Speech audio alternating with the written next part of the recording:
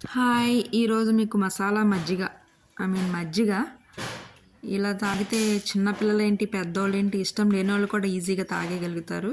అది ఎలా తయారు చేసుకోవాలో మీకోసం చూపిస్తున్నాను. పెరుగులో కొంచెం సాల్టు, లెమన్ కట్ చేసి ఆల్రెడీ వేసేసాను కాబట్టి మీకు లెమన్ చూపిస్తున్నాను. లెమన్ 2 పిండేసేయండి.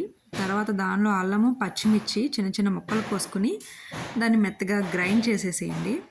గ్రైండ్ చేసేసి నీటిలో కలిపేసి దాన్ని పెరుగులో కలిపేసేయండి.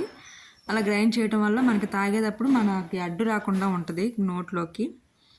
తర్వాత దాన్ని మన ఇంట్లో మజ్జిగ కవ్వ ఉంటుంది కదా, దానిలో మెత్తగా చిలికేయండి. మజ్జిగ అయ్యే వరకు చిలికేసేయండి.